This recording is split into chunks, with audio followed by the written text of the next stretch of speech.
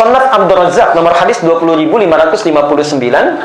Kalau punya kitabnya jilid yang ke-11 halaman 275. Dari Anas bin Malik, ya, saya bacakan hadisnya, saya bacakan. Kunna julusan inda Rasulillah. Kami sedang duduk bersama Rasulullah. Ya. Fa idza yaqul, tiba-tiba Nabi mengatakan, sayaqulu alaikumul an min hadzal fajji rajulun min ahli jannah. Hei, akan datang sekarang dari sisi yang ini, pintu ini, seorang laki-laki penghuni surga. Fa idza rajulun min ansar, tiba-tiba kelihatan seorang lelaki dari Ansar, tanqatifu lihyatu min atharil wudu. Janggutnya masih basah dengan air wudu, tangan kirinya pegang sendal, melangkah ke masjid mengucapkan salam, assalamualaikum. 3 kali berturut-turut diulang oleh Rasulullah. 3 hari, di 3 hari berbeda. Penasaran Abdullah bin Amr bin As, diikuti ke rumahnya. Apa sih amalannya?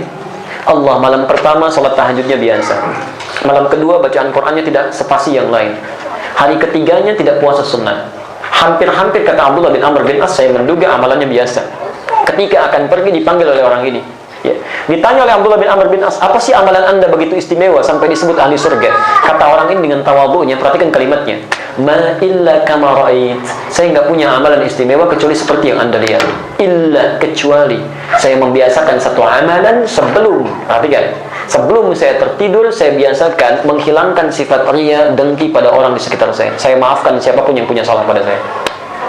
Dia evaluasi. Bila punya salah dia minta maaf, ada orang punya salah dia maafkan. Di tidurnya enak, gak ada beban, nyaman gitu, tenang. Itu kata Nabi, ahli surga.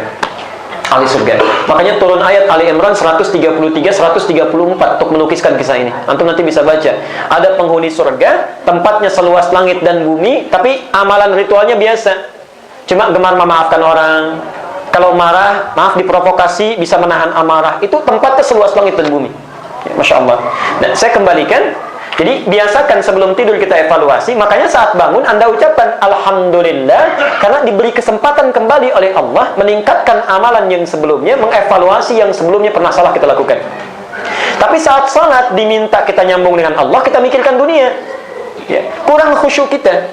Makanya selesai salat kita ucapkan astaghfirullah, supaya menyambungkan, menyesali tadi yang belum khusyuk, baru kita berzikir.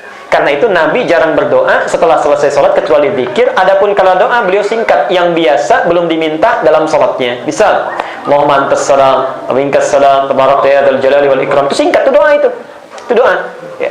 Ada sahabat lain yang berdoa misalnya Al-Aqaid Al-Islamiyah karangan Sayyid Sabiq halaman 19, paragraf 1, baris 1 sampai dengan 5. Ya, Al-Aqaid Al-Islamiyah judulnya. Ada seorang sahabat selesai sholatnya dia berdoa, Allahus samad alladzi lam yalid wa lam yulad wa lam yakul lahu kufuwan ahad. Allahumma ighfirli ya Allah ya Ghafur. Nabi dengar, kata Nabi, kamu tahu dari mana bacaan itu? Itulah satu-satunya doa yang kalau engkau minta, idza su'ila bihi ata wa idza du'iya bihi ajab. Kalau dimintakan pasti diberikan, kalau didoa dengan itu pasti dijawab.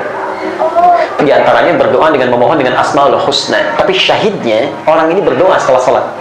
Pada hal yang belum sempat dia mintakan dalam salatnya. Sah. Kalau setelah zikir mau berdoa silahkan. Ya. Tapi urutannya salam, zikir, kemudian doa. Baik.